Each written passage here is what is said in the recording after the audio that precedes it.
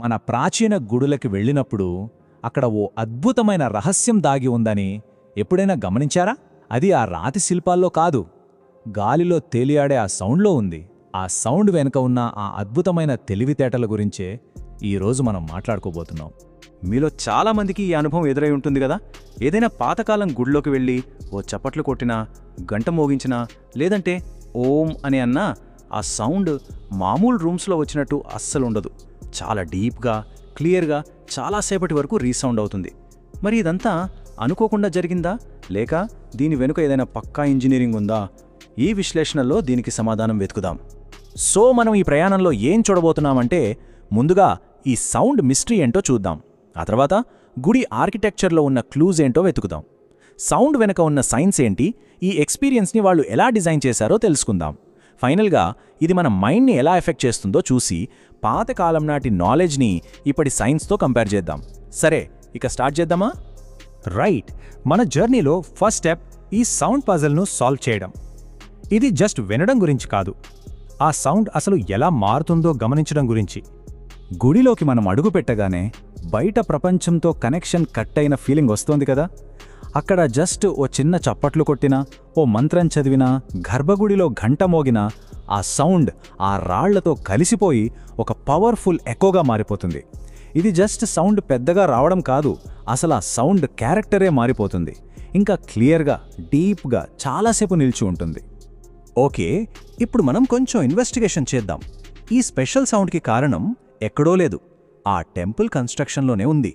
ఆ రాళ్లే మనకి క్లూస్ ఇస్తాయి. ఇక్కడే అసలు విషయం ఇంట్రెస్టింగ్గా మారుతుంది. గుడిలో ప్రతి నిర్మాణం ఏదో ఒక పర్పస్తో కట్టినట్టు అనిపిస్తోంది. చూడండి, ఆ గర్భగుడి అంటే మూల విరాట్ ఉండే చోటు, జనాలు గుమిగూడే మండపం, ఒక ఆర్డర్లో పెట్టిన ఆ పిల్లర్స్, గోడల మధ్య ఉన్న ఆ పర్ఫెక్ట్ గ్యాప్, ఇవన్నీ ఊరికే అందం కోసం పెట్టినవి కాదనమాట. అన్నీ కలిసి ఒక అద్భుతమైన ఎకోస్టిక్ సిస్టంలా పనిచేస్తాయి. సౌండ్ని కంట్రోల్ చేస్తూ అది ఎలా వెళ్లాలో డైరెక్ట్ చేస్తాయి. సరే, గుడి నిర్మాణం గురించి చూశాం. మరి ఆ కన్స్ట్రక్షన్ సౌండ్ని ఎలా ప్రభావితం చేస్తుందో అర్థం చేసుకోవాలంటే దాని వెనక ఉన్న సైన్స్ ఏంటో చూడాలి. దీన్నే మనం అకూస్టిక్స్ అంటాం. సింపుల్గా చెప్పాలంటే ఇది సౌండ్ సైన్స్.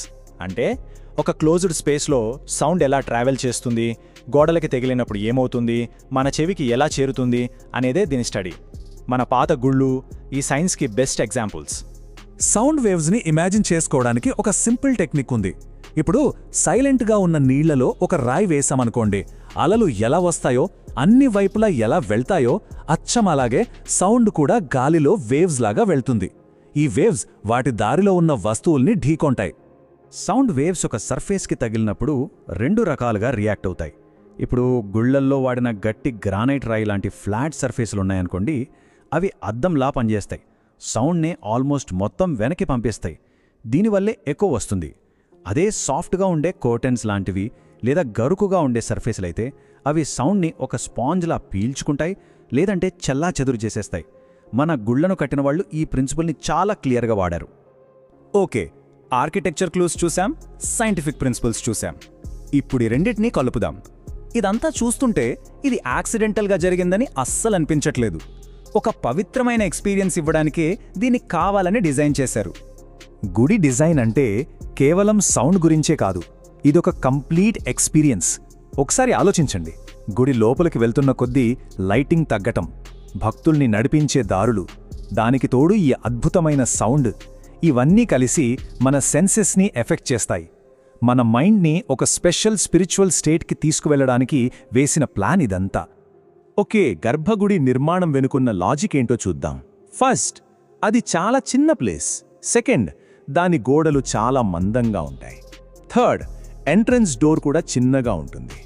ఈ మూడు విషయాలు కలిసి ఏం చేస్తాయంటే లోపల పుట్టే ప్రతి చిన్న సౌండ్ని బయటికి పూనివ్వకుండా లోపలే మళ్లీ మళ్లీ రిఫ్లెక్ట్ అయ్యేలా చేసి కాన్సంట్రేట్ చేస్తాయి. దాని రిజల్ట్ ఏంటి? ఒక చిన్న సౌండ్ కూడా చాలా పవర్ఫుల్, డీప్ ఫీలింగ్గా మారిపోతుంది. అందుకే ఇక్కడ మెయిన్ పాయింట్ ఏంటంటే గర్భగుడిని జస్ట్ సౌండ్ని ట్రాప్ చేయడానికి కట్టలేదు. అలా కట్టి ఉంటే అది మామూలు రూమ్లా ఉండేది. కానీ వాళ్ల గోల్ అంతకంటే పెద్దది. సౌండ్ని కాన్సంట్రేట్ చేసి దాని పవర్ని పెంచి దానికొక గ్రేస్ని, ఒక డెప్త్ని ఇవ్వటం. ఇది యాక్సిడెంటల్గా జరిగింది కాదు, ఇది పక్కాగా ఇంజనీర్ చేయబడింది. ఇప్పటిదాకా మనం ఫిజికల్ కన్స్ట్రక్షన్, సైన్స్ గురించి మాట్లాడుకున్నాం. కానీ ఈ ఎక్స్పీరియన్స్ కేవలం ఫిజికల్ కాదు. ఈ నిర్మాణం మన బ్రెయిన్ని, మన మైండ్ని ఎలా ప్రభావితం చేస్తుందో ఇప్పుడు చూద్దాం. మనం గర్భగుడి లాంటి ప్లేస్లోకి వెళ్ళినప్పుడు అక్కడ జనరల్గా లైటింగ్ చాలా తక్కువ ఉంటుంది. చూడ్డానికి పెద్దగా డిస్ట్రాక్షన్స్ ఏమీ ఉండవు. ఇలాంటి సిచ్యువేషన్లో మన బ్రెయిన్ ఏం చేస్తుందంటే న్యాచురల్గా మిగతా సెన్సెస్ మీద ఎక్కువ ఫోకస్ పెడుతుంది, ముఖ్యంగా వినికిడి మీద. అందుకే అక్కడ వినిపించే ప్రతి చిన్న సౌండ్ కూడా అంత పవర్ఫుల్గా డైరెక్ట్గా మనసులోకి వెళ్ళిపోయినట్టు అనిపిస్తుంది. ఇలాంటి ప్రాచీన కట్టడాల వెనుక ఉన్న తెలివితేటల గురించి మరిన్ని విషయాలు తెలుసుకోవాలంటే తప్పకుండా సబ్స్క్రైబ్ చేసి నోటిఫికేషన్స్ ఆన్ చేసుకోండి. ఈ పాతకాలం నాటి టెక్నిక్స్ని మనం ఇప్పుడున్న సైంటిఫిక్ నాలెడ్జ్తో కంపేర్ చేస్తే నిజంగా ఆశ్చర్యమేస్తుంది. మన పూర్వీకులకి ఎకౌస్టిక్స్ గురించి ఎంత మంచి అవగాహన ఉండేదో దీనివల్ల తెలుస్తుంది. ఈ టేబుల్ చూడండి. ఒకవైపు మన ప్రాచీన గుడిలోని గర్భగుడి, మరోవైపు ఒక మోడర్న్ కాన్సర్ట్ హాల్. ఈ రెండిటి గోల్స్ కంప్లీట్గా ఆపోజిట్. కాన్సర్ట్ హాల్లో సౌండ్ క్లియర్గా అందరికీ స్ప్రెడ్ అవ్వాలి. కానీ గర్భగుడి గోల్ ఏంటి? సౌండ్ని కాన్సంట్రేట్ చేసి ఎక్కువ ఎకో క్రియేట్ చేయడం. దీని ద్వారా ఒక స్పిరిచువల్, ఇంట్రోస్పెక్షన్ వాతావరణం క్రియేట్ చేయాలి. దీన్ని బట్టే మనకు అర్థమవుతుంది వాళ్ళ ఎకోస్టిక్ నాలెడ్జ్ ఎంత డీప్గా ఉండేదో. ఈ అనాలిసిస్ మొత్తం మనల్ని ఒకే ఒక చాలా ముఖ్యమైన ప్రశ్న దగ్గరికి తీసుకొస్తుంది. ఈ ప్రశ్న మన పూర్వీకుల ఇంట్యూషన్కి, మన మోడర్న్ సైన్స్కి మధ్య ఒక బ్రిడ్జ్ లాంటిది. ఈ ప్రశ్న మనల్ని ఆలోచింపచేస్తోంది. కరెక్టే కదా, వాళ్ళకి మోడర్న్ టెక్నాలజీ లేదు, కంప్యూటర్ సిమ్యులేషన్స్ లేవు. అయినా సరే కేవలం ఎక్స్పీరియన్స్, అబ్జర్వేషన్, ఇంకా వాళ్ళ ఇంట్యూషన్తో హ్యూమన్ సైకాలజీని, ఫిజిక్స్ని ఇంత డీప్గా ఎలా అర్థం చేసుకోగలిగారు?